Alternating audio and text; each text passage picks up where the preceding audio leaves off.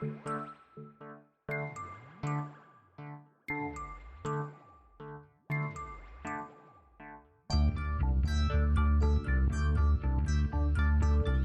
is Continuum Drag, a podcast where we watch sci-fi, fantasy, and everything in between. This week, Alien Nation, Episode 0. We're different, Buck. It's written all over us. There's a natural resentment against us. So we have to be better, more patient, just to be accepted as even. That's a lot of junk, Dad. We should be able to be who we are without the brown nosing. It takes time. But look at the progress already. We're in a better neighborhood. Yeah, where half the people don't even talk to us. Change happens slowly. But a lot of newcomers are already crossing over because of their skill or their intelligence. Look at Chuck Winslow. He just signed with the Dodgers. Just PR, man. No. It's because he's a great hitter. Welcome to Continuum Drag, the podcast for Turts by Turts. I'm Luke, here with my co-host Jordan. What's real, Jordan? Damn, I hate those slags. Oh, so many slurs right at the top of the podcast. I know. I like that you used one and I used one, but from opposite ends of the spectrum there. Jordan, I am a turt. I can use that. You are not a slag. You can't use that. That's true. I have to say that's this thing I'm a fan of when there's like in-world things like that, like slurs that only exist in this universe. No, it is always fun when we encounter a show where, like, I was remembering, like, Space Above and Beyond had that, where they called the aliens, they had a weird slur for the aliens, which I don't remember off the top of my head. That's right. Also, I should say, in this show, though, they also, unfortunately, use normal slurs that we're used to, and it's shocking. Yeah, we'll get into that. Because this week, we're starting the 1989 series Alien Nation. Now, Jordan, we've had this on our list for a long time, and you've had a pretty strong aversion to Alien Nation. Do you want to kind of give us an idea of what that aversion, where that comes from? Okay, I really should apologize because I watched the pilot. It's actually pretty decent. I'll say that right off the bat. I may have been converted to Alien Nation. Here's what it was. When this show came on, I was like 7 years old or something. And I remember watching TV and this show would come on and it just seemed like the most boring show ever. Because it would be like aliens, but they weren't doing alien things. They were just like aliens having jobs and aliens paying taxes and like worrying about their mortgage. And I was like, this is not fun at all. So it was one of those shows I just immediately switched off every time it was on. And it just has stayed with me that this is boring. It's a dumb show. And so I know you pitched doing this when we first started the podcast. I was like, nope, not Alien Nation. Anytime it's come away, I've just swept it away. And I think I may have made a mistake. You just needed to wait till a period of time in your life where you had a mortgage and had to go to your job. Right. That's right. I couldn't appreciate it because none of the people at the time were playing with G.I. Joes. I always thought it was funny because we would talk about it and you're always, averse to it. Not like terribly averse, but you're always kind of like, I don't really think so. I always found it funny because I'm just like, anytime there was a show with a cop who teamed up with a robot, you were like falling out of your chair to watch it. And I'm like, but it's a cop with an alien. You're like, no way. It sounds awful. So I have to say it is pretty decent. And I had completely forgotten, and I don't know how far we want to go into this, but that it was a movie before with James Caan and Mandy Patinkin. I was about to bring that up, Jordan. I watched the movie in preparation to watch the show, so I have some background on it. Throughout the show, if you have questions of how it relates back to the movie, I can kind of fill you in. There's also one person who I was surprised to see in the movie who doesn't get talked about. The villain alien is played by Terrence Stamp, who is slumming so far below his station. Well, I have to say, I have to watch this. I just forgot that it was a thing. Because it's been so long since I looked into the show, and I was like, I should really watch the original movie. Is it worth it? It's a pretty bad movie, actually. Is it? The pilot to this is considerably better. Here's what it is, and we'll get into this, obviously the exact same hook, and the TV show, as we'll talk about, picks up right after the movie ends.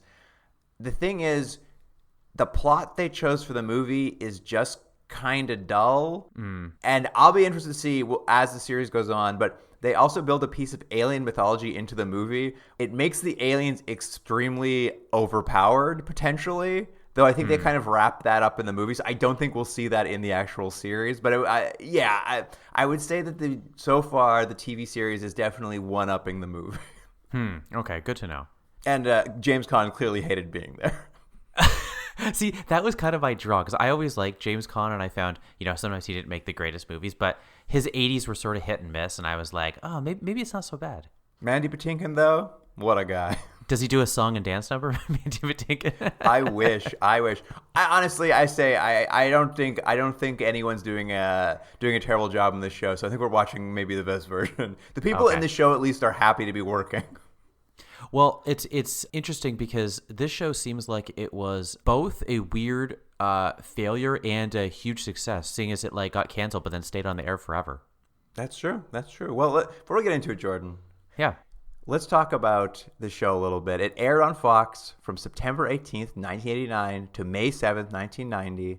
And as I like to do, my favorite thing to do is I went back and I saw what's going on in the world around the time Alien Nation is on the air. So I'll give you a little taste.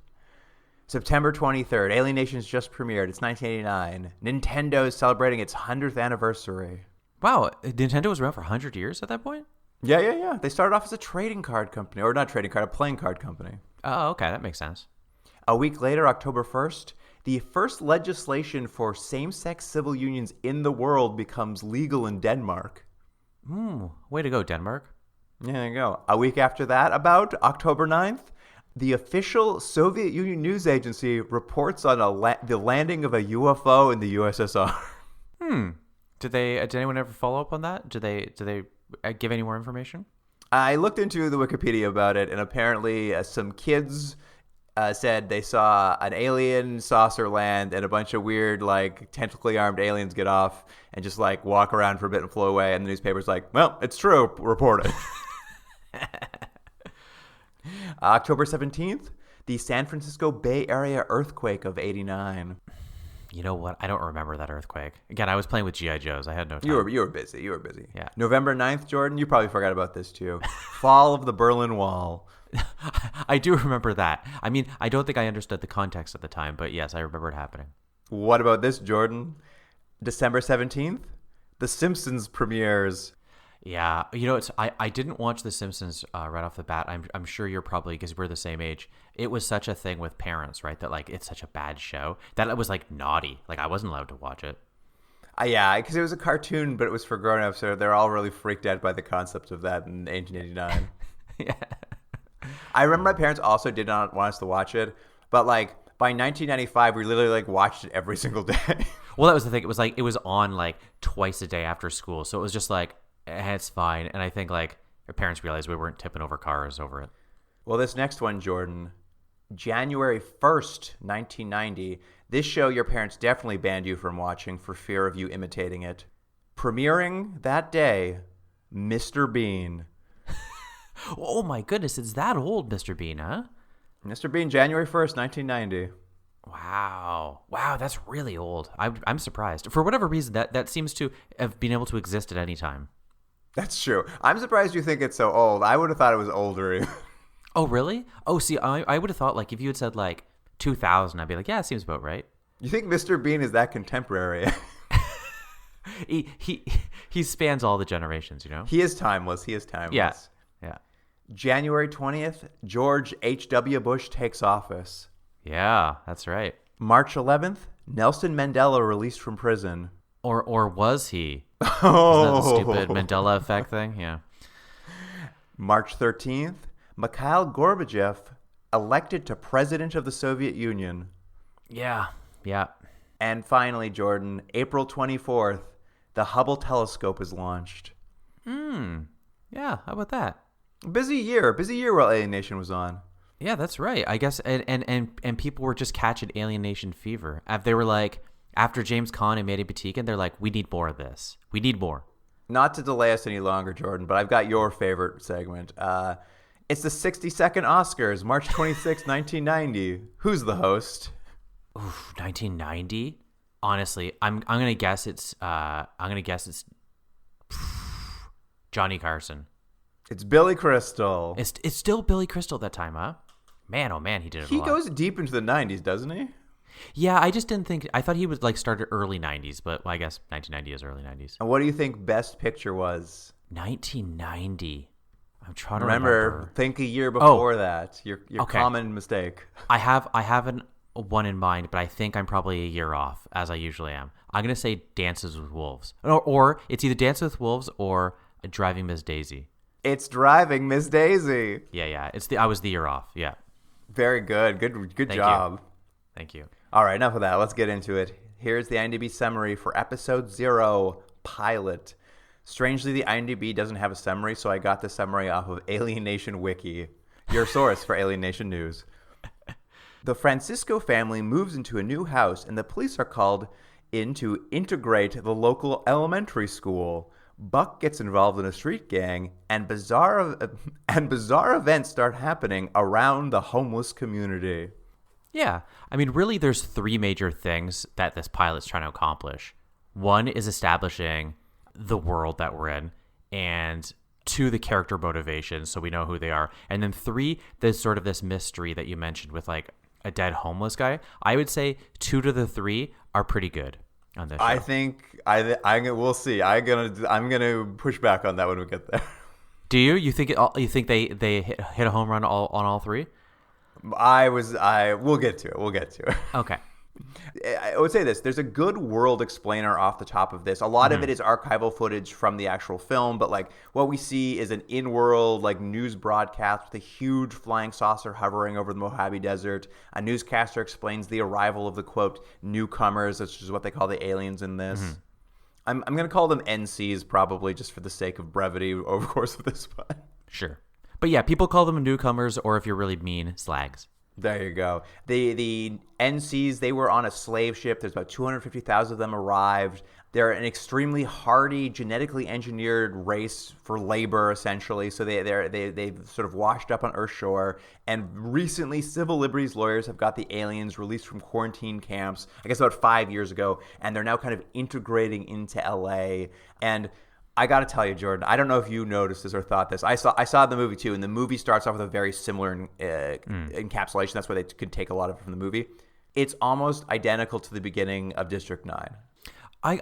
You know what? It's been a while since I've seen that movie, but I think, yeah, you're probably right. I mean, to be fair, it does have a, not generic's not the right word, but you've seen this kind of idea before where they've set it up and like the conflict is now after what you'd think. It's not the arrival. This is the integration is the hard part. Yeah, so I yeah, guess, yeah. you're probably right that it's similar to that movie. I just remember what I remember District 9 is like you see kind of like a bit of an in-world, maybe it's not an in-world news because they give a quick Coles notes at the top, and one of the things you see is like a big ship hovering over South Africa, and then them all in kind of like these camps they put all the aliens into. And I was just like, man, interesting. I mean, I like that movie. I think they did a good job with it. So no slight for them taking a similar concept, but I was like, it's interesting to see them like you could take both those starts and just see how 2 people go 2 different directions based on when it was made and the culture it was made in. In that movie, didn't they call them prawns? Yeah, they did. They called them prawns. That's They right. were freakier looking too. That's right. Well, we do get a freaky looking alien in this, Luke. Don't sell true. Alienation short. Do you want to describe what a newcomer looks like for the audience? Sure. Newcomer looks like, for all intents and purposes, almost exactly like a human, except for 2 main features. One being their head is a little bit larger, mostly on the top back of the head. It sort of is extended slightly, and it's a little bit rounder. And so it looks a little bit bigger. They have sort of flattened ears. So instead of prominent lobes, they have sort of just flat. And then they have, it seems like they each have a slightly different head design. They have like this sort of like red dot pattern, sort of like a Trill in Star Trek, but kind of on the back of the head. And then the only reason I said it's not just the head, because we get to see a couple shirtless people in this, or topless people. And the dots apparently go all the way down their back, like down the middle of their middle of the spine. Yeah, that's a good description. I thought of them kind of like if the makeup designers on Saturday Night Live decided to call them the eggplant heads instead of the cone heads. Yeah. So there's, I mean, I get it. It's they're different enough that you can tell they're aliens, but they're not so outlandish that they have you would think if you were in this world like an offensive appearance. They don't look like a monster or anything like that, which I think was a actually pretty clever design, because they, for all intents, except for a minor thing, they look just like everyone else. So any sort of xenophobia that they're encountering is entirely subjective, as it were.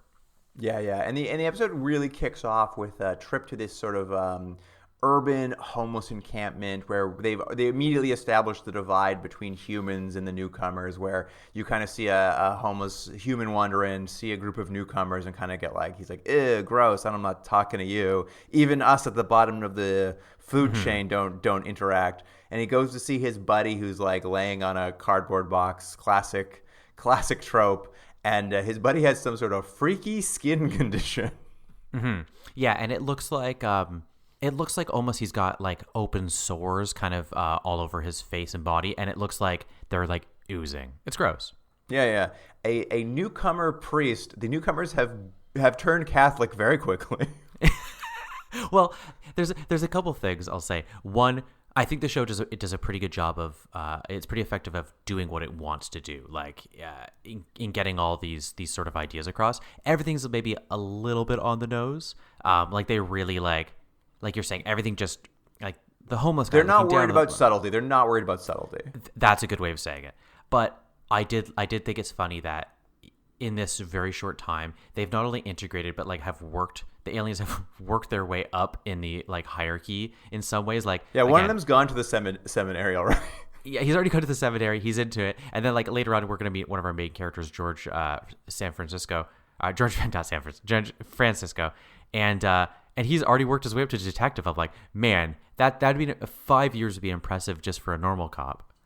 That's true. But yes, this priest has come. He's offering the man with the skin condition some help, but the man with the skin condition freaks out when he sees the priest, runs up the stairs of the abandoned building. There's a rope at the top of the stairs, wraps that around his neck, and in a real 90s action sequence, leaps through a glass window, swings down 2 stories, and then swings back through another glass window, hanging himself. It was so over the top in terms of like, this is a terrible thing to say, but if you're going to hang yourself, you think you just hang yourself. This guy's like, no, I'm not only going to hang myself, I'm going to break through a bunch of panes of glass also.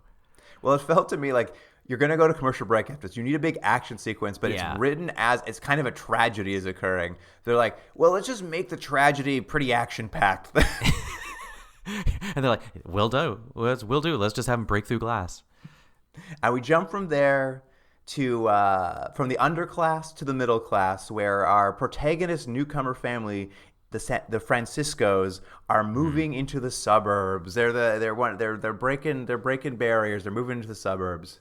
Yeah, and so you get the idea. Again, as you say, it's not the most subtle show, so this is odd for one of the aliens, the newcomers, to come into a neighborhood. And to be fair, most of the neighbors, or at least there's a couple neighbors who are very nice, and then some neighbors you'll see are sort of standoffish right off the bat. Like you get that people are having trouble dealing with the aliens, and there's already like sort of shades of racism that they're sort of like mimicking that mostly work. Yeah, it's real paint by numbers. Like they want you to clearly recognize what the allegories of the show are, and the pilot like hits them pretty hard so you don't miss them. I like you. I'm just like, part of me is just like, this maybe could be those little, but maybe it's like, I don't know. I think for what they're going for, I think their hearts are mostly in the right place. And I think they're right to just like don't like tiptoe around it. They're hitting it pretty hard for most of the pilot, though it can be a bit awkward at times. Yeah, that's what it is. It's like, I think you're right. It's all done mostly with the right intention. It's just sometimes when they lean into like civil rights things, you just go, I don't know if this works. It's just like it's a little maybe you mean well, but I don't know if you quite understand how this is like correlates. Yeah, and then I'll throw one extra thing in though. It also is, for what it's worth, this show is now 30 years old, right? So it's a show in 1989. Like you can only expect so much. No, for sure. I know. Actually, and not to get too into the weeds, it's obviously very much about LA. It's about bubbling racial tensions, or like tensions under kind of the urban atmosphere, which I think was a real problem in the late 80s. Like that was definitely in the surface. So I was watching it. I'm just like, well, I mean, it seems like it's pretty timely. And then I looked at it later because I just assumed it would be after this, but it's actually 2 or 3 years before Rodney Rodney King. King. Yeah. I thought the exact same thing. And I was like, I thought, I was watching it thinking, when was that? I didn't look it up, but I was like, that had to be early 90s, right? This is before that. So, I mean, it's really hitting a lot of the things on the head of just like, oh, this was a real problem and it hadn't like fully exploded yet even. Yeah, yeah. But to this, it's you have this you're seeing this family move in. Some people are fine with it, some people are not fine with it, and they really go to quite great lengths. It's almost again to an amusing degree to introduce this family as like a quote unquote typical family. Yeah, borderline sitcom. Yeah, exactly. And almost how they introduce them is almost like that. If it was done in a slightly different tone, you have a mom, a dad, a son, and a daughter, and they all sort of like come in and have the like one scene. It's almost like they throw the football and like, oh, Buck, you're such a rambunctious boy. Next kid, you know what I mean? It's sort of like that. Yeah. Well, let's introduce them. There's the patriarch, Detective George Francisco. Yeah. There's his wife, Suzanne. There's his very moody teenage son, Buck. Or did you write down his original name, his alien name? No. What was it? Phoenixa. I'm glad we don't have to say that every time. Dad, call me Phoenixa. Yeah, he's we'll get into it more, but he's sort of like pushing back because he's rebellious and he just wants to really he doesn't want to be human in any way. Yeah. I will say he talks a lot of whatever the alien language is in this show, and it's good on them for like creating an alien language.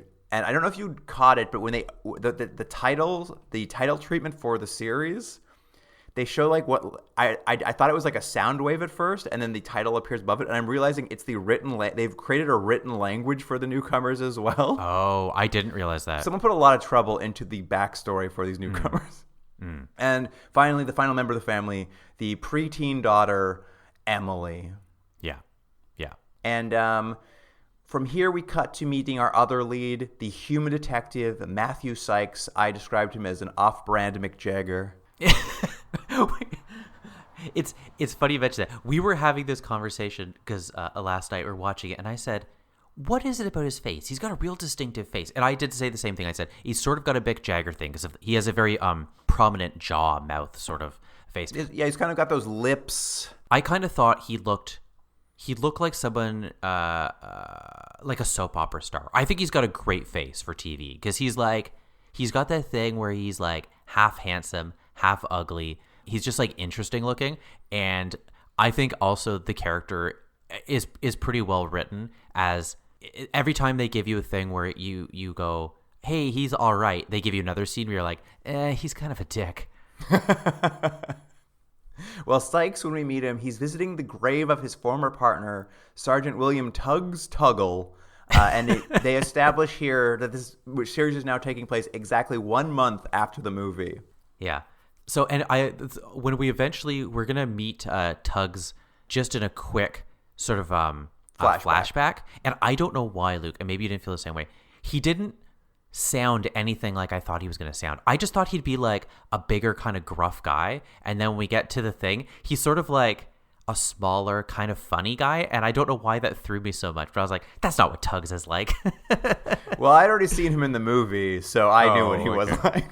Oh, okay. Anyway, we go to the police station finally, we kind of now get to see the two partners together, and much like the film itself, they've done a little bit of a reset here, not a ton. Like in the movie, it's similar. Like Sykes doesn't like newcomers, and they kind of have that still going. Sykes is throwing a lot of like slags at old George when they start the day. Yeah, and we should say I don't think we did mention that one major character point from old what is it? What are you gonna call Matt? What are we gonna call him?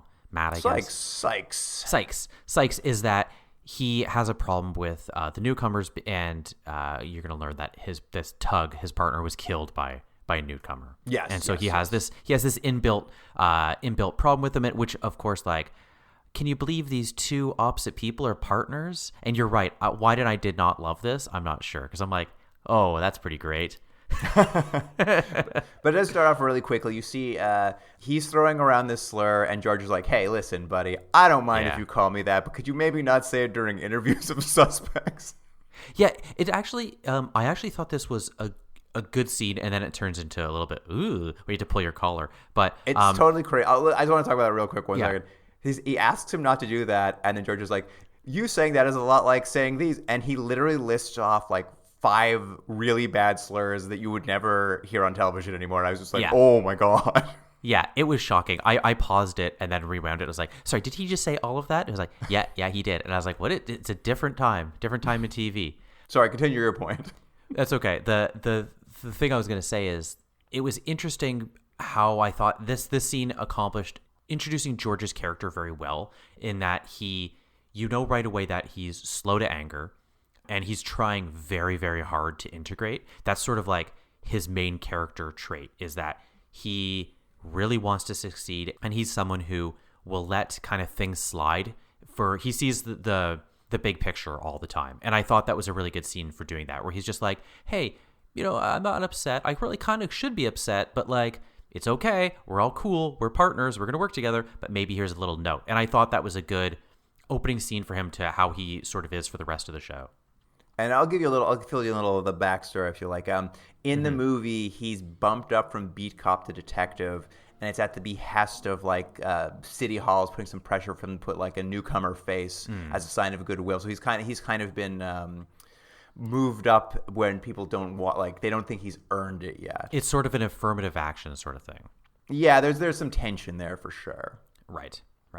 And they don't get into it a lot in this episode because obviously there's a lot to cover with the family and the main characters, but we do get a brief sense of because it's going to be it's also, in addition to kind of having the family plot, there's going to be it is a show set in a workplace, so we get a quick lay of the land of the police office, and we see there's like a new young captain who Sykes, I guess, came up with, and everyone seems to hate him because he's like young and kind of snarky, and they imply there might be some mob ties at some point, but we don't get a lot with him.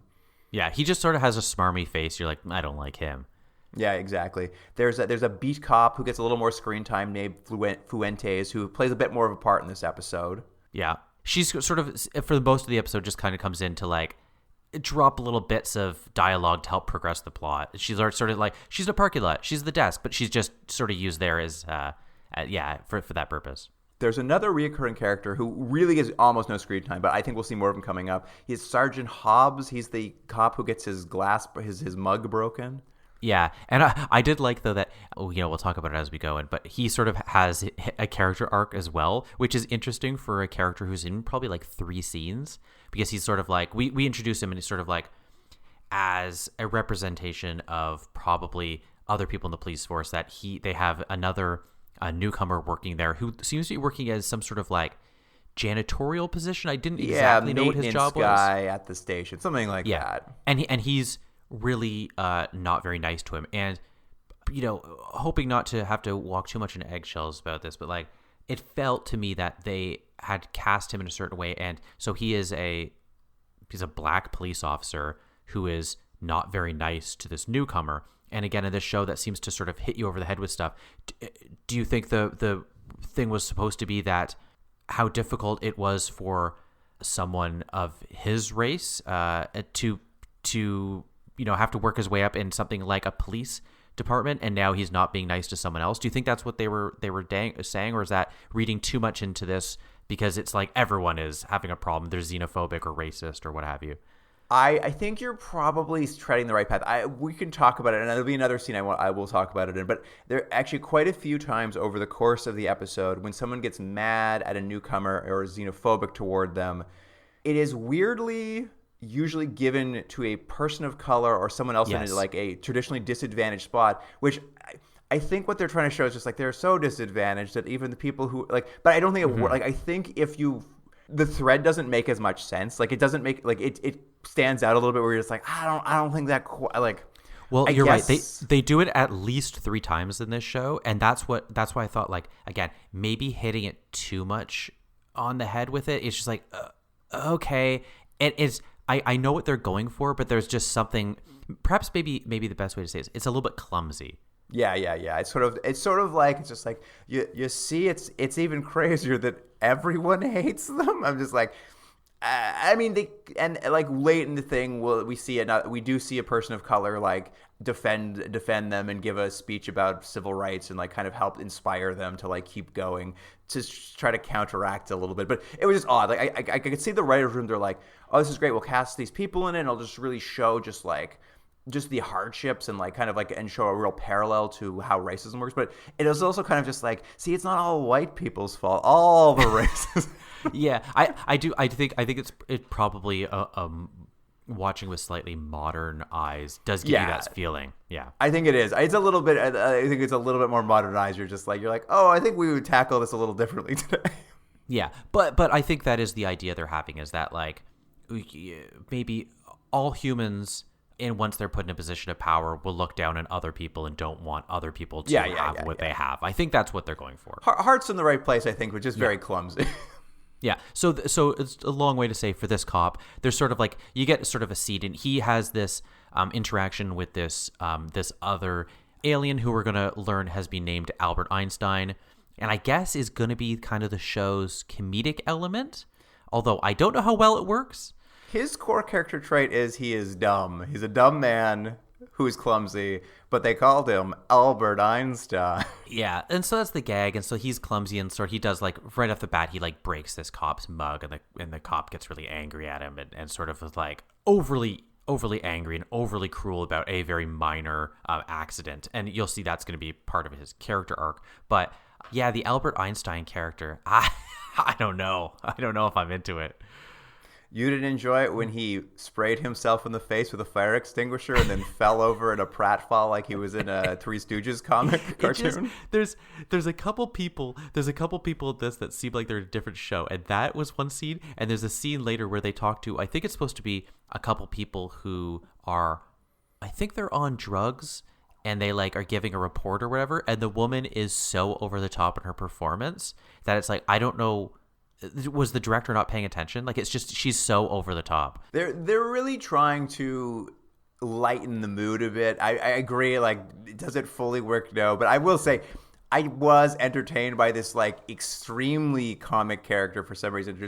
And I thought for sure at some point in the pilot they were going to introduce that like he just appears to be clumsy, but he's actually quite a useful, intelligent person. Yeah. But the end is just like, oh no, he's dumb. He's dumb as a box of rocks. It's interesting, though, because they also mention in the show, and you're going to learn that all of these newcomers have sort of heightened senses. They can see better, they can smell better, they can hear better. They're stronger, etc. They're stronger. They also seem to be, their aptitude seems to be quicker, so they are learning things faster. They're doing better in school, and they seem to be a little bit more intelligent. But except for this guy.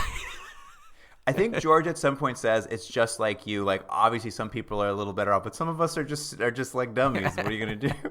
And it's just like, guess it checks out. That guy just sprayed himself in the face with a fire extinguisher.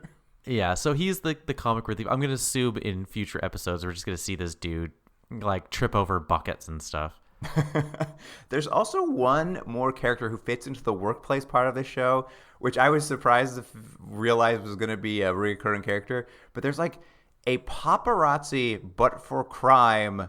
Oh yeah, a man named Burns who has a lot to do in this episode. And when I clicked on IMDb, he's like all the episodes. It's like, oh, this like photojournalist who sells to the tabloids photos of bodies is like, he's gonna be part of the he's like part of the office, but he's not a cop. He just like goes there and is like, let me take a picture of a dead body, please. Yeah, he seems like he would be a character if this was a newspaper office. And it is weird that he's on the payroll for the police. But yeah, he's another character where he's a little broad, but there we are. It's a shame. I think in an alternate world, this character's played by Dennis Franz, and it's really good. yeah. But he was already just getting ready for that NYPD Blue. Exactly. Anyway, Sykes and George get a case while they're at the office, and in Slagtown, some NCs, some newcomers have been reported missing, and they learn about the dead homeless man, and they're like, you got to go down there and look into these missing newcomers, Mort Dakota and Eleanor Roosevelt. I know. It's like, how many historical names have they give these people? Because they said there was 250,000 of them that arrived, correct? That's correct. I mean, they got to be running out at this point. Well, Jordan, this is they mention it very briefly here. They say something about like the guys in quarantine must have getting bored that day when they handed these names out, and there's a larger piece of the lore from the film is that like all the newcomers were given names as they left, and the people kind of gave them bad names. George Francisco in the movie, when it starts, his name is Sam Francisco. Ew.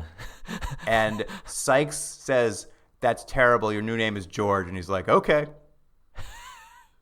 Oh, all right. Sam Francisco. So that's why he's called George in the shows. In the movie, Sykes renames him in the first 15 minutes. That's funny. Anyway, they go down, they check it out. Sykes is like, this is just a suicide. We're going to write it off. George, of course, is a bit suspicious because he's kind of he's the good cop to the bad cop. Yeah. And as things are starting to get rolling, the show suddenly gets a real quick deviation because they get a call on the radio to come down. There's a disturbance at an elementary school, and it's George's daughter's elementary school. So they drive down there, and this scene is bananas. Well, I think you're probably going to have similar feelings I do to this scene. So, like, really quickly, what the actual scene is something that we still see, today, and so it's still pretty timely, which is there's a group of parents who are protesting that their now aliens are going to the school. And I think I don't know if it's just Emily. I think there might be a couple aliens are going to the school. And they're protesting because they call them purists, right? Is that yeah? What they say? Purists is what the group calls themselves. They don't want integration. They don't want these people the aliens affecting their kids, and they don't want it affecting their education. Jordan, they breed too fast. It only takes 4 months. The one mom says that, like, they breed too fast. I was like, all right, but what makes this scene so bonkers is you sort of have this thing, and the kid can't get into school. Is that George and Matt show up, Sykes and Francisco show up, and it's one of those things where the scene is sort of designed, I think, at the time, if you're watching this, to be that what we've only really seen from Sykes' character is that he sort of has used these xenophobic terms. He hasn't been very nice to George. We're like, oh, he's gonna be kind of like a racist cop. But this is his scene to turn and show, oh, there's more to him. He's a more three-dimensional character. So he sort of takes charge in kind of grandstanding and making this speech in front of everyone about, equal rights and stuff. You're like, yeah, great. To shame the purists. Yes, but does he not incredibly undercut it by the way he does it? Which is, by the way, in one thing, insane, and two, and I'm going to say this, and I'm sorry for any Americans, but it's such an American thing, where he just shows up, a cop, pulls out his gun, and starts shooting it in the air like he's in the Old West or something. And then that's how he gets everyone's attention. And he then gives the speech and stuff. But then it goes like insane. And he's like, why don't you just like kill yourself? It's like insane. I will say his speech is even insane because his speech is done as entirely sarcastic. So like we, the audience, have met him. So I think we kind of get a sense if he's being sarcastic, I guess. But like if you were in the audience, he's literally just saying what the purists are saying with sarcastic tone. He's like, well, why don't we just kill them all and round them up and put them in a camp? Yeah, because the point is he's supposed to be showing how ludicrous their point is and stuff, but like, and pushing it to the extreme, but then he goes, it's like he's making his point, like you're saying, he's being sarcastic. Then he pushes it further, and he's like, he brings up the Holocaust and internment camps and the KKK, and it's like, of course, everyone's like, oh, wait a minute. He's being sarcastic. Yeah, he's being sarcastic, and he's making fun of our thing. He's winning his argument, except he's winning an argument while he's waving a gun around. Well, then it gets even crazy. He's waving his gun around. He's just like, is that what you want? Camps for these people? Well, I'll tell you what. And he grabs the 8-year-old girl, George's daughter, pulls him to her, puts his gun to the 8-year-old's head, and he's like, who wants to kill her? Come up here. I'll give you my gun. You go blow her brains out right here. None of you brave enough? Well, I'll do it. I'll shoot her right in the head. And I was just like, what are you doing? You have a gun to a child's head right now. He's making a point, Luke. And to his it's so ludicrous. And to his defense, he winked at her ahead of time. So she was like, oh, this is all facade. Don't worry about it. You can put the gun to my head. This man I don't think I've ever met before. It's all pantomime. Yeah. And so it's a funny scene in terms of what they're trying to accomplish. And again, it's for Matt's characters, for the audience to see him, to see that he's both a wild card and a good guy. Yeah, but it's also it's so bad. I've said this before, but I find in TV shows, just when they pull out a gun all the time, I find it makes things boring, because it's too easy to have a gun just like ruins scenes. It's like Sometimes like you'll see a show that everyone has to pull out a gun for this action scene. I'm like, well, it would be more interesting if they didn't have guns. And this scene would be more interesting if he didn't have a gun. That he doesn't seem like an unhinged cop who just undercut his point. I disagree. I think the scene is better that he has the gun waved around, shoved in a kid's face. No, I mean, I've never seen anything like it. Well, we'll just agree to disagree. I guess so. Like after he does all of this, it kind of takes the wind out of the sails, obviously, the purists, and like it solves the problem. Either they've learned their lesson from his sarcasm, or everyone's kind of scared and goes home. And I was watching it, and the thing is, as they're showing the crowd who's gathered, watching him wave a gun around, be sarcastic, point it at the head of a child. There are news cameras and reporters in the audience. And I'm just like, this is not going to, like, it's out of context. You look like you're going to kill a child. Well, no one worries about it because George is all like, nice going. And then when Sykes goes back to the, in a couple scenes later, he goes back to the police department and they're like, nicely done. Not completely unhinged. Perfectly normal. Oh, I should also say the end of the scene to continue a point we made earlier. After he does his thing with a gun and pulls it off the girl and stuff, he then starts walking her to school and he sees like a man of color and he basically gives him a look like, you should know better. So weird. I was like, okay. Weird. So weird. It's about this point in the plot. I think what we'll do is we'll do a little divergence here because both the kids have their own separate B story, and they kind of split off from the A story here. So I think we can just kind of cover them now and then go back to the A plot. But for the youngest daughter, Emily, who is coming to this school, she wasn't getting in, and now Sykes has got her in via gun threatening violence. Yeah, she's now going to school. You know, she's not fitting in. She's getting bullied by the high school or the bully of the school, the kid in the wheelchair. Okay, it is my favorite thing in the show that someone chose the big bully in the school is also in a wheelchair. And I mean, wonderful. About time. Well, that's what it is. That's what we're talking about. Like, all the marginalized people on the show are the ones being the meanest to the newcomers. Yeah. Which I understand the point they're trying to make, but it's more unhinged than like it makes everything more unhinged. Like it's like I don't know I think you're missing the point. Yeah, and it's so like there's not too much to this other than, you know, it's a young kid trying to fit in school, which is already hard enough as it is, and like the kids are bullying her, and she has one girl who seems to be nice to her, gives her a wig that ends up it's not that interesting. Like she ends up getting made fun of, then she thinks that girl's making fun of her, but she's not really, so she ends up actually making one friend. That's basically her whole thing. But the best part is that there's a kid in a wheelchair making fun of her constantly. I mean, this part is the most like sitcom-y part because there's like kid bullies, you put on a wig and it doesn't work. But we all know where it's going. But like at the end, when this little girl comes over to like explain and be actually friends with Emily, she comes over in the middle of the night and knocks on her bedroom window. And there's just like a little girl standing in the yard talking to another little girl. And I'm just like, only in the 80s, I guess, would this happen. Yeah. Also, they have a huge house. There's no way that her bedroom was on the first floor. It did seem unusual, right? Yeah. It was one of those things. You know, someone that was brought up in one of the meetings. They're like, whatever. She has a bedroom on the first floor. It's fine. No one's gonna remember. She climbed the lattice to the roof. It's fine. Yeah. I should say a couple things. Other than that, I would love to just continue talking about the bully in the wheelchair. But when she puts the wig on, it does look pretty funny. I mean, to be fair, it did look pretty funny. It looked pretty funny. I mean, so like even the girl's trying to help her giggles because it looked silly, and that's why she's like, "Oh, even this girl's making fun of me." But no, she likes you anyway. Yeah. So you know what? And to be fair, that's all you really need in terms of like whatever she is, 8 years old, her plot line. Like I don't need more of that character. So I was like, yeah, great. She can't fit in a school. That's enough for me. And then there's the teen son Buck or Phoenixa. There we go, Phoenixa, as you would call him, Jordan. Yeah. So I would. Yeah, Buck. And Buck's sort of like surly. He doesn't want to he always has to be corrected by George to speak English because George is as mentioned is very see the big picture. It's all about, you know, integrating and being as quote unquote normal as possible, and he's sort of rebelling not only in that sort of way, but he's also not going to school and he's hanging out with other alien like street toughs but like I love that they're like late 80s street toughs, so like they have like sweatshirts that are crop tops and so you can see their bellies and stuff, which I love. It's very good. They're wandering the streets, not going to school. They're stealing vans. They're hanging out in abandoned buildings watching what did they do with television. that van? Nah, they just drove around the corner. They steal like a delivery van. I'm like, well, that's not gonna be fun to joyride in. I think that was just they drive around the corner and get out. They drive to their abandoned lot to watch daytime TV.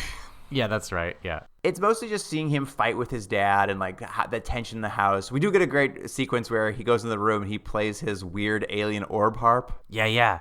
It's like a you're right. It's like an orb, like a ball, and then it has it's all like silver, and so it's got like these metal kind of tongue things that go up the side. And when he plays it, it just sounds very like otherworldly. I loved it. It actually reminded me of something from like Star Trek Next Generation. I was like, yeah, yes, he's I'm got a into this. bow he uses on it. And Yeah. I was like, it's not very rock and roll, but I'll allow it.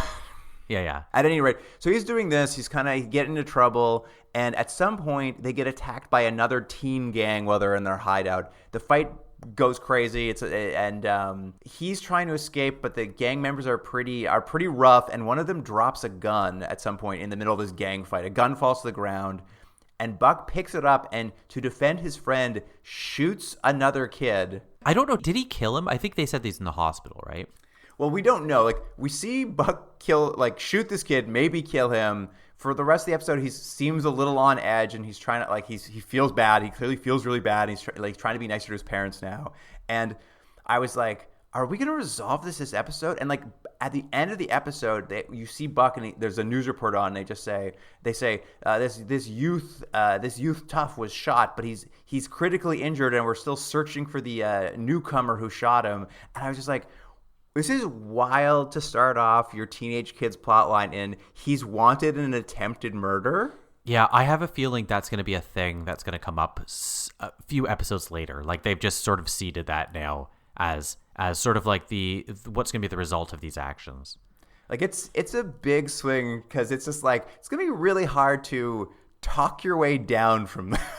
Yeah, well, because he did shoot the person. I have to say, though, the kid is involved in a really great scene at one point with George, though, because George, as I mentioned, is very careful with his emotions, and you see him letting everything kind of brush off him. But at a certain point in the episode, like, things are now getting to him. Matt has, like, at one point, like, him and Matt have this big fight, and Matt pushes him down, like, very inappropriately and aggressively, and he's just having a bad day. He comes home, and he finds out that Buck's not being going to school, and it's sort of like all the stresses come up to him, and he goes into Buck's room and essentially like just like throws him around, and it's like you can see all the anger, and it's clearly a scene of everything he's dealing with. He's dealing with being a newcomer in this place. He's dealing with being a cop that no one wants. He's being a dad that no one's listening to, and he's trying all these things. It's not going well, and it all comes out in this scene where he like physically grabs Buck. Obviously, yeah, not good. His cop dad comes in and beats him. Yeah. And so it's like, and it does seem like a scene from like just a cop show where you're like, oh, okay. And it's a little bit alarming, and it's obviously out of character for George because his wife, Susan, right? Yes. Susan is sort of there like shocked but doesn't know what to do. She's sort of paralyzed in the doorway. And you see also like the strength that George has, right? He just throws Buck like he's nothing. And he's basically like, and the scene sort of culminates where he almost like is going to be like punching him, and he sort of like realizes how over the top. The last second. He pulls back the last second. Not that, and I actually thought it was pretty good because they still leave it that even though he's like, oh, you didn't hit him, but you still threw him around. Like you went over the line. It doesn't matter that you didn't go even further. Like he has done something that has damaged this relationship now. Yeah, I mean, it was enough violence that you should probably divorce your husband. Yeah, it wasn't good. And again, this is a terrible thing to say, but I don't think it would have been as shocking to see in TV at this time. Do you think I'm right about that? I think maybe the understanding of what was maybe allowed is a little different, or is maybe that's unfair? I think it would have been more normal. I think there was a time where this was just like people's home relationships were like, they're just like, that happens. That just happens around the house. Like in a way that like now if you did a scene like that now, everyone would be like, well, that character's irredeemable. Right. Well, I think that's a good point. It's he's not irredeemable. And that's the feeling you have in the show. It's like, well, it's just a momentary lapse. He had a bad That's what you're day. Yeah, exactly. My dad used to come home and he'd hit the bottle and throw me around a little bit, but he'd be better the next morning. But you're right. That is sort of how you have to take the scene. It's sort of like it's done as a way, and I'm not saying it's right, but it's done as a way to go, oh, George is quote unquote more human than he's let on. He has these emotions. There's more to him, but it's just done in a way that you go now with modern eyes go, ooh, okay. I mean, we're making fun of it and maybe overanalyzing it because it is a good Yeah. scene. Like, it is a shocking, like, intense Yeah. scene in the middle of a thing where people have, like, latex eggs on their head, and you're, like, watching, and you're like, oh, my God. Yeah. And I say, this is what the show, I think, does well. And I'd be interested to see where its strengths are, how it does as the show goes on. But I think these interpersonal relationships, I think they handle these a little bit better than they handle the grand scheme ideas. And I also think it was handled better than the sort of like somewhat perfunctory mystery of the week. Yeah. I mean, classic for a pilot, though. Just like, let's toss something in there. Anyway, we'll move on back to that plot, that mystery of the week plot, because Sykes gets a call from his dead partner, Tuggs' wife. She sent over a box that Tuggs had been collecting of documents, and he had left a note on it that if he ever died, Sykes should have this box. And it turns out the box is full of research Tuggs was doing into slavery. I take it to be both in general, but also related directly back to the newcomers. Yeah, I think they've implied a sort of that. I think because the newcomers have come, he sees some sort of parallel, and it's made him interested. So he is now looking into slavery more from the viewpoint of these newcomers, from his perspective, I guess. He's at some point he's explained to someone this box of paperwork who's never met his dead partner. He's like, yeah, it's just he's doing all this research into slavery, and then like there's this weird scene where he kind of stops. He's like, he was black. I'm like, what? Like, what? I don't know if you had to throw that in there, but okay. It was like something was like, is that okay? He's like, oh no, it's okay. It's okay. But it's that's sort of where that's sort of running through the course of this mystery as they're looking into the vagrant who had died of suicide. His body's gone missing from the police morgue, and they find out from the dumb janitor Albert Einstein that old Mr. Burns tricked him into getting into the morgue to take photos of the body. But when they go to see Mr. Burns, he's like, well, I was taking photos of the body. Someone hit me in the back of the head with a club, and they stole the body. Yeah, and to illustrate his point, he's also icing the back of his head. So you're like, oh yeah, he did get hit in the head. He did get hit. It's true. It's accurate. And they figured out there's a laundry van was there, so they tracked the laundry van back to the laundry cleaner's place, and they're like, we don't know, those guys aren't working today, but if you check the van, it's full of slime. Yeah, this is again the part I think is kind of weak in the show. There's a lot of them going from scene to scene, but the connection is very tenuous and sort of almost non-existent. Like they're like, yeah, we saw a delivery van. Okay, they see a delivery van. It's got slime in it. Interesting. Where'd the slime come from? And it's sort of like it bounced along, but because you as a viewer are more invested in the characters and the world, this is sort of like just it's get them from point A to point B.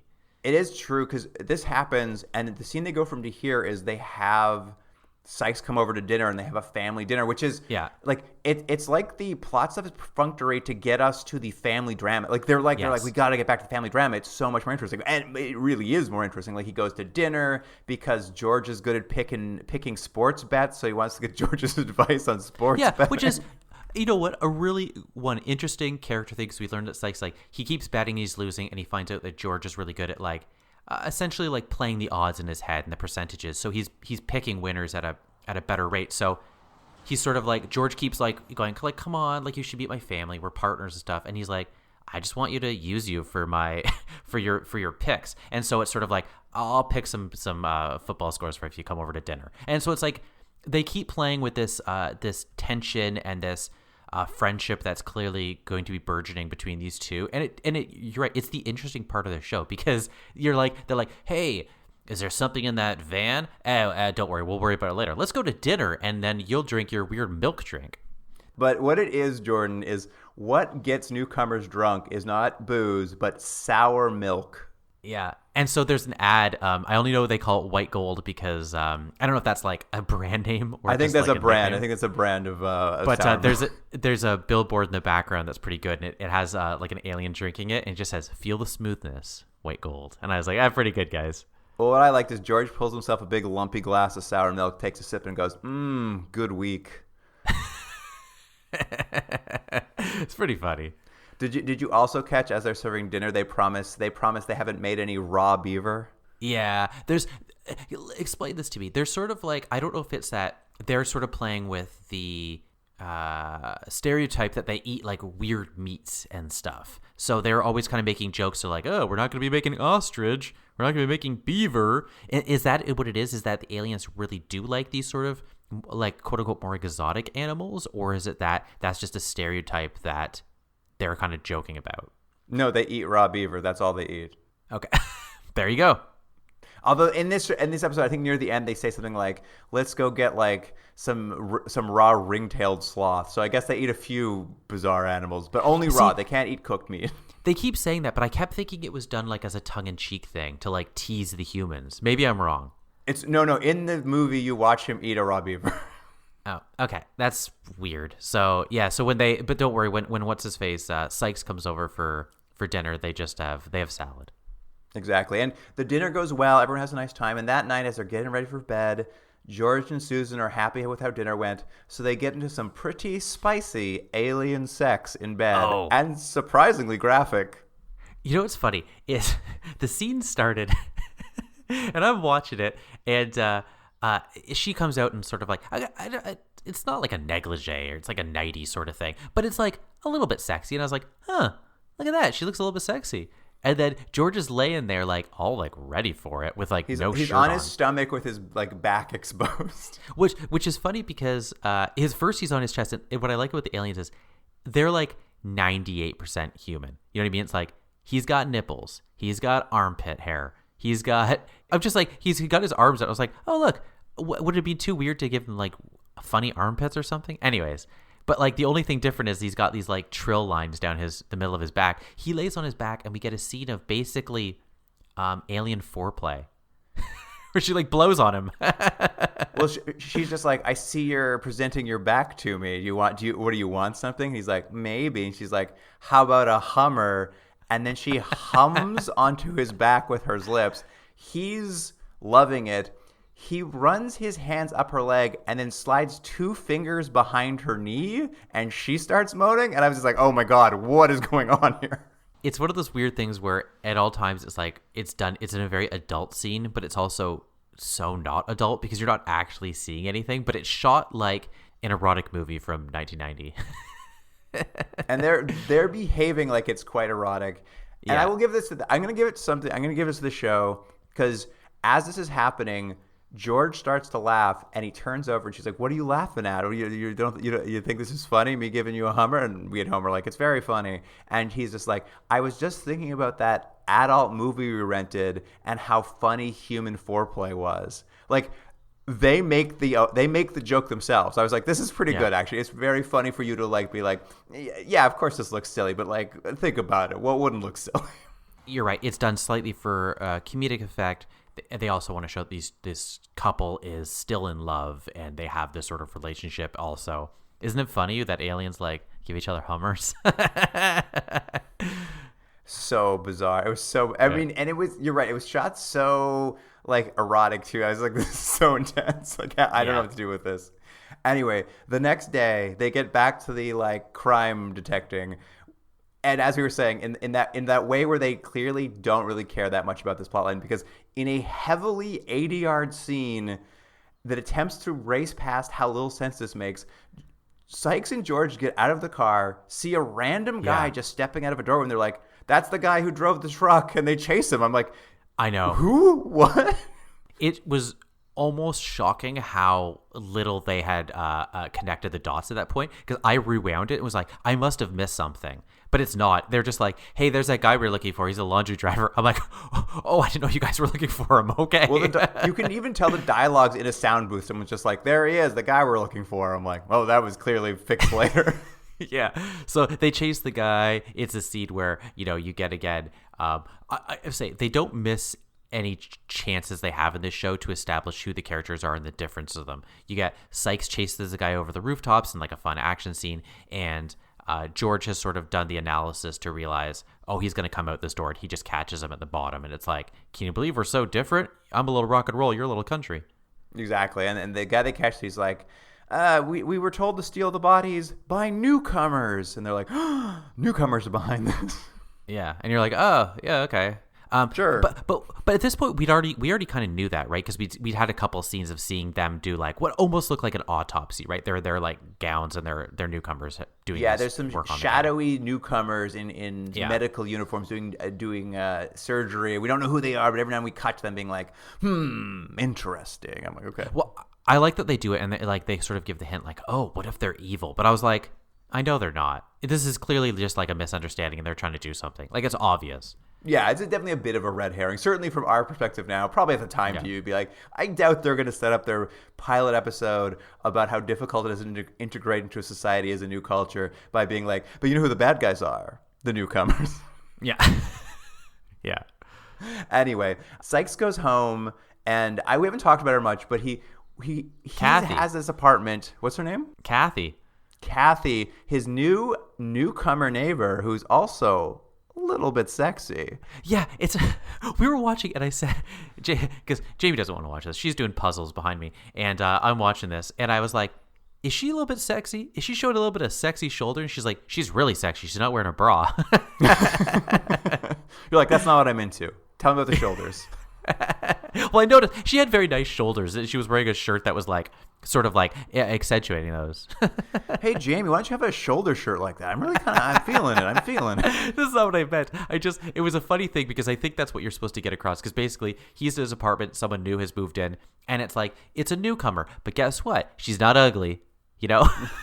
I wonder if they'll like each other. Yeah, I know. It's like, of course they will. They're both attractive. He's Mick Jagger and she's an attractive alien. So we've seen her a few times. I haven't. There's so much to go through. I kind of have to throw out, but it's at this part here where we see her walking home to their apartment, and terrible. 3 drunk guys fairly aggressively assault her in front of the apartment. Yeah, and it's like, this was a thing that wasn't done so well. So they want to have a scene where she gets attacked, big surprise. Matt ends up being there, and he like pulls his gun out because he loves doing that, and saves her the day. However, she's being attacked, and they like have ripped her clothes and stuff. And they just, when they get back to her apartment, she's all like, anyways, that was unpleasant. And I was like, I think it'd be more than that. I think you would have some sort of traumatic effect of having these 3 guys, like, for all intents and purposes, like, do some sort of a sexual assault on her. Certainly felt it was headed that way. It's very traumatic, but you're right. Like, they really brush over. Like, they get back to her apartment. They do it in a very PG way, which is a terrible thing to say, but that's how they sort of treat it. But and then like she goes back and she changes out of her clothes, and Sykes like kind of peeps on her because she doesn't close the door, which I'm just like, I know. Also like, Isn't that a terrible scene to have done? And I know it's in a 30-year-old show, but you would literally have a woman who has just been sexually assaulted. He like saves the day because he's the white savior, and then she gets to his apartment and he like peeks at her like naked body. I'm like, oh, guys, this is bad timing. What I thought was even more wild is he saves her from these 3 guys. And as they're walking away, the guys are like, but Sykes, we're like friends. We drink all the time at the bar. You know us personally. And he's like, yeah, I know. See you guys later. I'm like, wait, what? Yeah. And should I say, again, to the point, I think all of them are people of color, right? Well, it's like 3. It's a white guy, an Asian guy, and a black guy.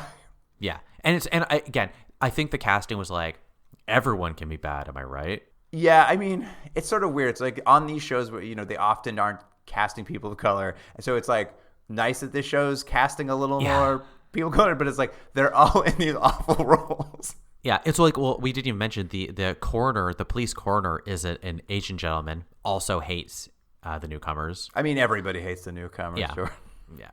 Anyway, yeah, he saves her. They're having a real meet cute in this part, and they kind of they get to know each other a little bit over the course of this episode. And I think what we learned about her is that she's in the medical field. She's a vegetarian. And here's a little note. This is such a small side note, but something I really like. When Sykes went to dinner, the newcomer family said a prayer that sort of related to a religion from their planet. Mm-hmm. And when he's at, what's her name? June? Kathy's house, Kathy says something vaguely religious, and Sykes mentions the prayer he knows because he went to that dinner. And she's like, oh, no. She's just like, that's cool. Like, that's not my religion. Like, mine's a little more closer to Eastern religion. She's like, you didn't think we all had the same religion, right? Like, we're not a monolithic society. Like, we all have different, like, ideas. And I was like, so rarely does a science fiction show think of an alien, like an alien society as anything more than, like, they all live on Snow Planet and believe in Snow God. Yeah, I know. It's the sort of like Klingon thing. All Klingons are the same. They all love war, and it's just like it's easier, it's faster, and you understand who the people are. But yes, they're trying to create a more complex alien for this show. I appreciate it. It's just a subtle nod they put in. I'm just like, I appreciate it. Thank you very much. It's also in this sequence we get to learn a bit about Sykes. That he was a teen delinquent as a kid, and he cops helped, the cops who arrested him became his role models who went to police school. He also is divorced, has a daughter. Mm-hmm. And then they also have a conversation where after they discuss the religion, we find out that with the number that was 250,000 on the ship, and that they were a slave ship. And he sort of asked the question. He's like, "So how come the slave owners weren't looking for you guys?" And she's like, "Yeah, good point. Maybe we'll discover that later in the series." I mean, that was a nice thing at the end. It was just like they're like, "Hey, why does anyone come looking for your ship?" By the way, and I'm just like, "It's a good question. I can't wait to find out." It was a nice tease. Jordan, you missed the most important part of Sykes, though. What's that? His main character trait. What's that? He has a model train set. He loves model trains. Is that what he said? I don't even remember that. They go into his apartment, and he has a giant, elaborately built model train set running around it. I just thought that was all because, for whatever reason, he's very paranoid, and he's got all these booby traps set up. I just thought it was part of that. It was like an easy way to have it was a Rube Goldberg machine? Yeah, exactly. Anyway, next day, Sykes and George go back to Slagtown to kind of get back on the case, and they interview these people you said who are a little over the top. I guess it's supposed to be on drugs. But word around Slagtown is that a giant insect is spraying acid on people, and they discover a series of newcomer corpses that apparently have something is torn out of we see it. It's a great looking effect. Yeah. It's a corpse where the middle of it has been torn out, like something has exploded out of it. And I think we mentioned before, this is sort of I guess it's the B plot, but it's almost treated like a C plot. And it's interesting because on another show, this would really be the thing. To have possibly an alien bursting out of the stomach of other aliens and leaving these gross carcasses. Cool. But this show, it's just anyway, don't worry so much about this. It's so funny how it's almost waved away as yeah, this is a thing. We know there needs to be an investigation, but don't worry too much about it. Yeah. What if we all had dinner together instead? Yeah, exactly. Yeah. And anyway, so that's the C plot. You're right. The crime plot, as we call it, the C plot. It's all coming together in sort of explaining. It's so there is some sort of thing going on. People are seeing this giant insect. The photographer Burns gets a call from someone. He's like, "I got a hot tip down in Slagtown. Come down here and get a photo of the giant bug monster." He goes down. He gets sprayed by bug acid. A guy gets dragged off by this. So we finally see it. It's a giant. It's huge. It's 6 feet. Yeah. It's 6 or 7 feet tall. Lots of arms. It's shooting acid out. It's it's like mandibled mouth. And it looks really gross. And so what we're supposed to believe as a viewer is we've seen that it looks like the aliens have an illness. It looks like or disease of some sort that's passed along now to humans. Humans are getting it. And what's happening is this is now morphing or manifesting into this alien that's bursting out of people's chests. That's what all the information seems to be pointing towards. Yeah, and Sykes has been trying to get into the research, and he's wondering if there's some tie to it. And he goes to go talk to Kathy, his new neighbor love interest, about it. And he's just like, "Hey, listen, seeing some weird things, monsters are maybe crawling out of people's bodies." And he's just like, "And I've been doing the research that Tugs did. There's something in it. It talks about the overseers or the overlords." And she's like, "Yes, we also called them demons in our language." And he's just like, yeah. Why didn't you ever rise up against them, have a slave rebellion? And she's just like, "I don't know. I guess it's because we never really saw them." And we're like, oh, they've never seen one of their overlords? Yeah, and you're like, that's weird. That seems odd. And you're like, yeah, that is weird. Also, it's a bit of a retcon because in the movie they explain why there was never an uprising. It's because the main plot of the movie is, like the Jemadar, they were kept in line because they were just all given narcotics to get them high. Right. Well, they do sort of mention that at some point in this episode, right? That they find out they do. There's some sort of gas or something that's being put to keep them pliable, keep them subservient. Yeah, yeah. In the movie, that's very different. In the movie, it's something you shoot up and also turns you into like a superpowered anger alien that like you can tear people in half. Right. It's not that. They sort of just imply that almost like they're pumping gas through the airwaves, the vents to keep them all a little bit. Yeah, yeah. I think feeble. they're retconning the movie a little bit, but they also end off by saying, "Well, we'll never know if there are any overseers on board." Because remember that spaceship exploded later? I'm like, pardon me. I love stuff like that, but I think it's probably going to be a thing where they're like, just keep staying tuned. Maybe episode 20, we'll talk about it. Yeah, dropping a little bit of that mystery. That I mean, early '89 to be seeding some like Lost style mystery is pretty good. Yeah, It turns like as we mentioned throughout the episode, these shadowy newcomer doctors. It turns out they know Kathy because she works in the medical department, and they've been calling her because they need her help with the body they've taken from the morgue. And she's just like, listen, I'll come, but I got to bring Sykes with me. You guys got to come clean with what's going on. And when they get there, the doctors explain that what it is the aliens have a disease. I'm going to attempt to pronounce it. Molniquus, something like that. Sure. They're like, it's like smallpox. We thought it had been largely wiped out amongst our population, but when you threw us in those terrible quarantine camps that were so unsanitary and you didn't take good care of us, it kind of came back.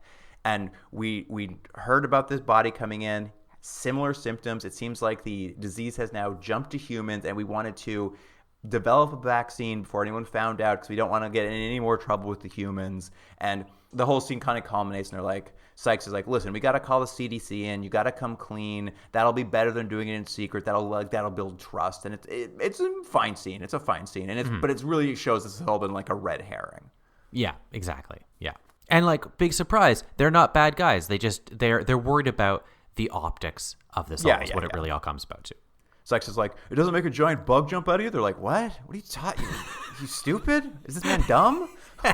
They're like, no, it just gives you like a little bit itchy skin. Which, by the way, we see later on a few people, and the effect is kind of hard to see. It's actually not a bad transfer of the file. I think it was pretty HD, but it almost looks like a sewn up scar or something. Like how you see it on people's arms is.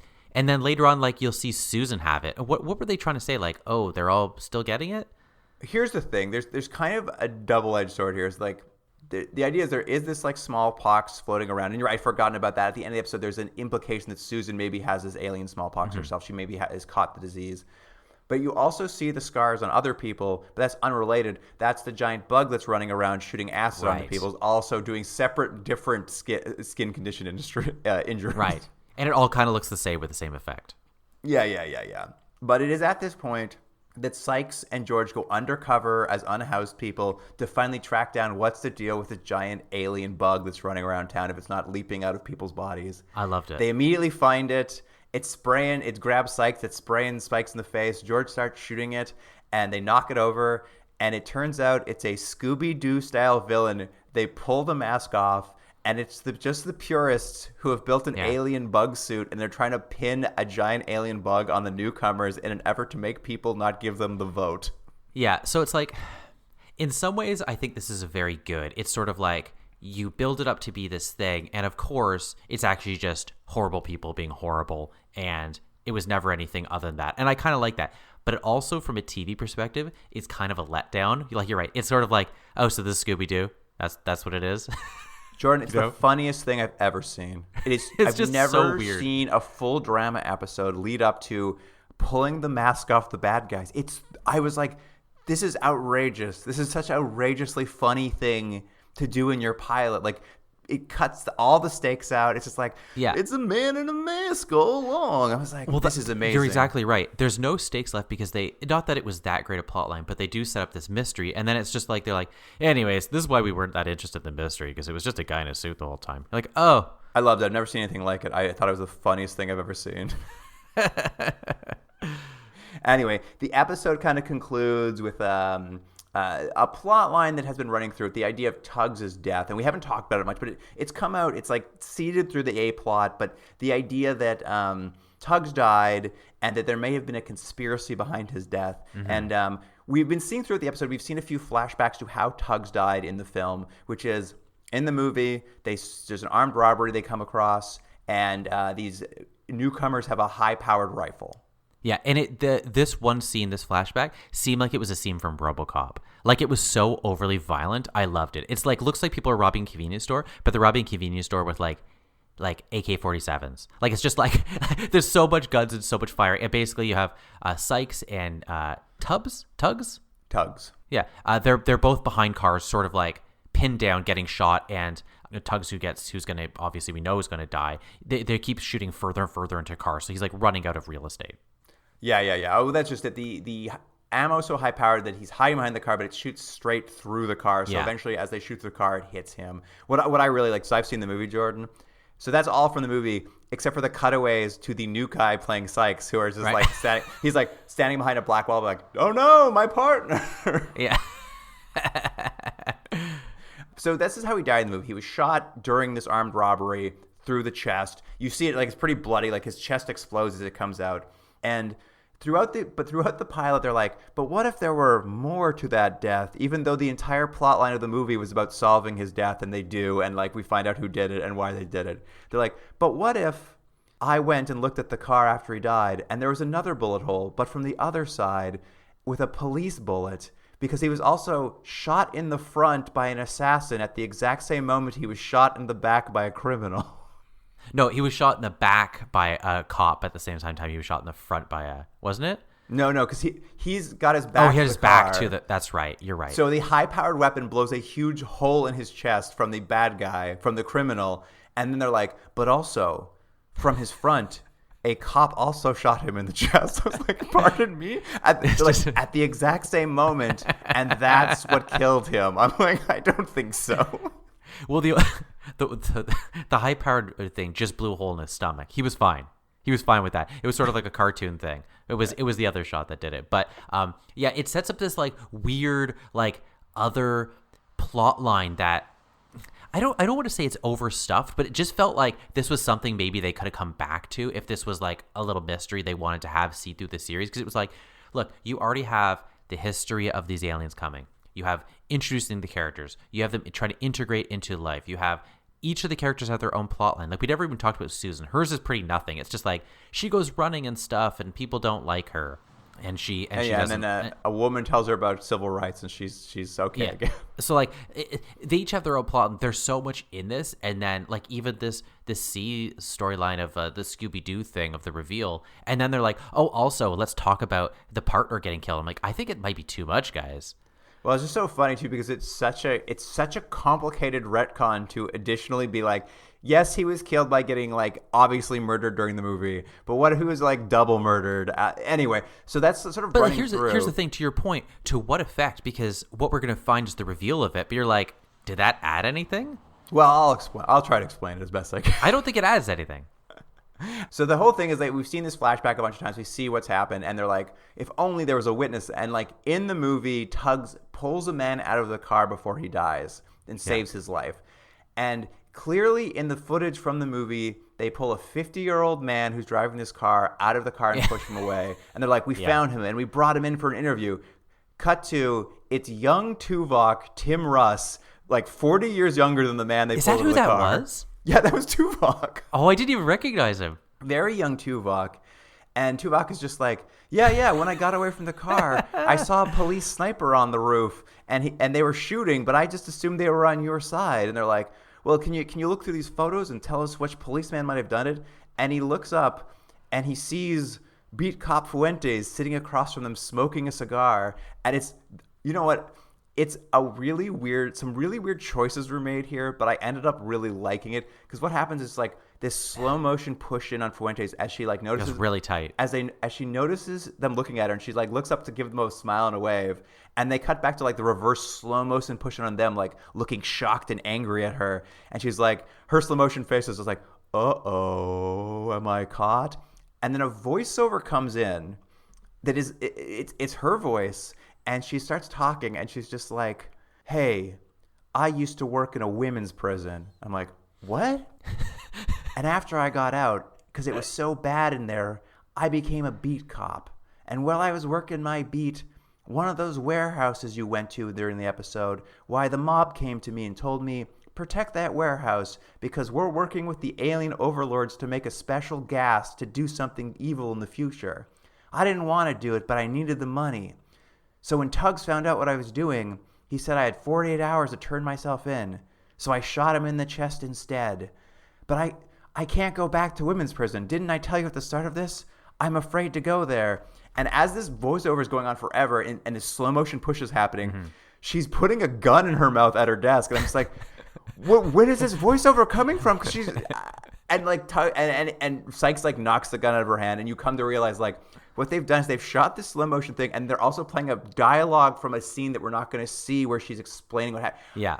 It was so weird, but I actually really liked it. Yeah, it was a very interesting stylistic choice. I'm going to mention one thing, though. The gas she's talking about, Luke, that's the gas that keeps them compliant. Yeah, docile. Yeah. Yeah. So, but yes, it's a weird scene because at first I was like, whose voiceover is this? Is this her voiceover from the grave? And it ends in the weird. It's like the whole scene ends in the weirdest way where like they grab her, but she shoots off the gun, and then it has her head on the desk. You're like, did she shoot herself? They're like, nah, she just shoot the ceiling. Yeah, it was. I had to it started. I had to roll back. And I'm like, wait, what's happening here? I will say, it's. I don't know if it fully works, but I really appreciated the swing, and it kept I was so disoriented. I had to pay attention. Yeah, well, you have to give credit to anytime someone in a TV show, especially this time period where it was like low budget TV or relatively low budget TV, they do something stylistically interesting. Yeah, and I mean her monologue obviously was very, very much being a very expositional. But like the bookends of the women's prison and why she would kill herself, like why she couldn't go back to women, like she couldn't go to women's prison as a prisoner after being a cop there. It was interesting. I was like, the character got some like space to breathe. But to my original point, does this matter? Does this add anything? I mean, it doesn't really. What it's doing is it's setting up because they've already implied the captain may be tied with the mob, and now we know the mob is working with apparently the people who enslaved the newcomers are somewhere on Earth working with the mafia. I'm like, oh, there's a lot going on in this world. I mean, because they implied this whole thing earlier with Kathy and Sykes that like she could smell cigars in his apartment despite his booby traps, and they're like, oh, all the cops smoke. He smokes cigars. Maybe he was in his apartment. I'm like, okay, he just came in. He didn't set off any booby traps. He just came into his apartment to smoke a cigar. But yeah, I know they're setting up that the cop is the chief is bad. But I was just like, I don't know if I need this in this pilot. I mean, they want to make sure you have absolutely every reason to tune in next week. So they're laying it all on the table.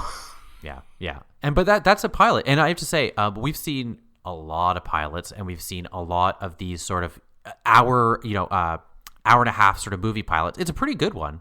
Jordan, how dare you? How dare you skip the final image where both George and Sykes go to Tug's grave, make a joke, and then freeze on a laughing freeze frame of their faces, and then a newcomer's pop song plays. Yeah. Yeah, sorry. I forgot to mention that. Freeze frame laughter, Jordan. You can't end a show any better than that. Yeah, well, they're laughing about George teasing him about eating sloth. That was the joke. They both it was a both belly laugh on that one. But yeah, that's it. That's the show. All right, Jordan. I've got a bunch of final notes here because there's so much going on. We tried to cover as much as we can, but there's so many little pieces to it that I just wanted to bring up to see if you noticed any of this. Sure. They briefly mention something, which is a joke from the movie that. In the alien language, Sykes' name means something. Oh yeah, it's like poop or something, right? In the alien language, Sykes means shithead. Right. Right. So every time an alien meets him, they laugh because his name is shithead. Right. What else is in the lore here? What are my other lore? Oh yeah, at some point, George is just like blinking a lot, and they're like, "What's wrong with your eyes?" He's like, "Oh, when we get a cold, we don't sneeze, we blink a lot." I was like, "Okay, good, thank you." Yeah. Well, yeah, and another character at one point, like he's just when he's investigating the car, the other alien's like, "Hey, good luck with your cold," because he was blinking a lot, I guess.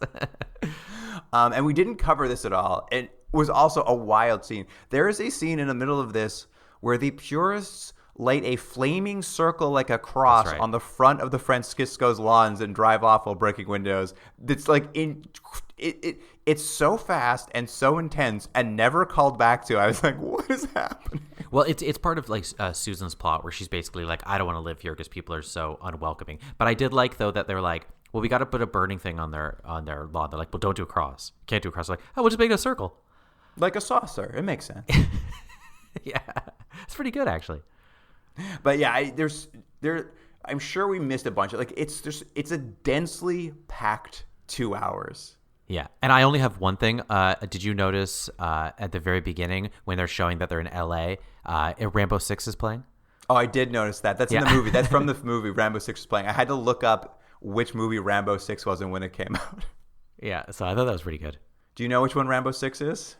Well, there wasn't a Rambo 6. Wasn't it just called Rambo? Yeah, I believe it was Rambo. It was the 2008 one where he's old. Right.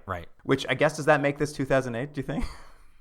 Yeah, it's unclear. I'll just say the First Blood movie is pretty good, guys. I know the other Rambos are not very good. The first one's pretty good though. Never seen it. Yeah, it's pretty decent. I know it's shot in BC. Is that right? Yeah, it's all in British Columbia in the interior. Who knew? I did. I just told you. I'll look it up, see if you're right. All right, Jordan. I think we've covered as much as we need to cover about this pilot. We've gone all over the place. What do you want to rate the pilot to Alien Nation? I liked it. I didn't love it. I liked it more than I thought I was going to. And I'll say right off the bat, I was like, oh, yeah, this show is pretty decent. I'm going to give it a 7 out of 10. I think pretty good pilot. I think a little overstuffed. But I'm hopeful for future episodes. So yeah, 7 out of 10.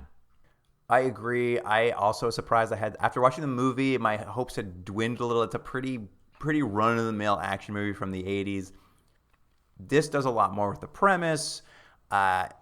It's overstuffed, but in a way that I actually kind of prefer. Like, it's overstuffed in a way that's interesting and not like watch so many pilots that are anemic. So it's nice to be overindulged with like possible information. The information's fun, lots of cool world building, and like, here's the thing: that crime plot is obviously a disaster. Like, in critically speaking, if you were to like be like, put on your monocle and be like, this is the biggest misstep the pilot takes. But it is also the funniest thing on earth to me that the pilot ends with a Scooby-Doo mask reveal. Never seen anything like it. I was laughing. I was like, this is incredibly stupid in the best possible way. I'm going to go 7.5. All right. Well, we're pretty close.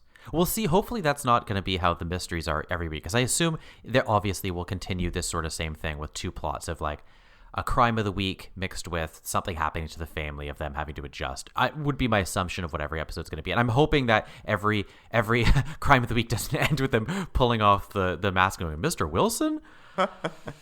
Honestly, I mean, listen, we haven't watched the rest of it yet. We know it's one season long, so it didn't make it past one season. But we've watched good shows before that, you know, they could have got another season. They just didn't for whatever reason. It's just like the executives changed and they didn't like it anymore. Swamp Thing. 3 seasons, 700 episodes. But here's what I'm afraid of, Jordan. I'm going to tell you what I'm afraid of right now for this series. Yeah. I'm afraid the deeper conspiracy lore plot is not going to work, but it's going to become the focus of the show, which is maybe what will be its downfall. My worry is that maybe the whole thing, because there is something laughable about the alien bad guys teaming up with the mob. Like, it's too dumb to work. Yeah. Well, we'll see. I have a feeling it's going to just mostly, I think it's going to be that's like a C thread through the whole thing. I think it's mostly just going to be like, isn't it hard to join the basketball team when you also got a big head? You know? I think if it's like part family dramedy and part cop show, it might just work. Yeah. Well, we'll see. I'm very hopeful for watching the show, and it was like it's a long hour and a half, but it wasn't like it didn't feel like overly long. Like sometimes when you watch these things, you're like how long is this gonna go for? But it was it was pretty decent. It was a pretty decent little TV movie. So I'm happy and excited going forward. Yeah, it's a good time. It's a good watch. I'm now feeling like maybe I rated it too low. Maybe I should have gone higher, but that's fine. Because I was remembering right now, Jordan. I'm like, what wacky adventures is Albert Einstein going to get into? He's going to get like trip on a banana peel. I can't wait.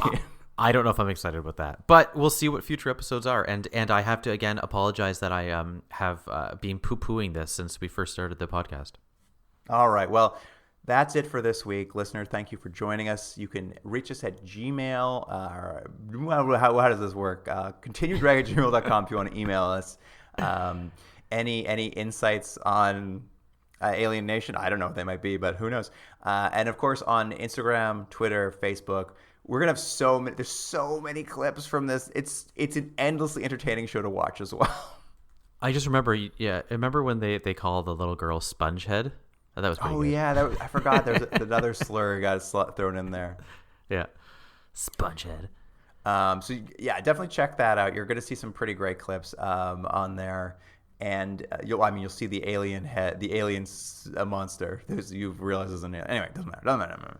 But You'll see him. You'll see him. But that wraps it up. So thank you for joining us, and Jordan, I'll see you on the next one. See you then. Can't get enough Continuum Drag? Commission a bonus episode for charity. Want us to watch an episode we missed after using the escape pod or during a best of run? No problem. Is there an episode of a series we've never watched or a TV movie you want us to cover? You got it. Wish we'd comment on your favorite movie, content, or other weird media? Sure, why not? All you have to do is make a donation to one of the charities selected by past guests on our website.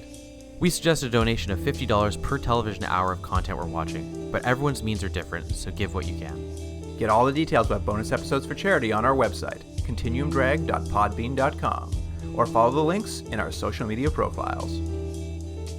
Continuum Drag is recorded in Ontario, Canada, and Seoul, South Korea.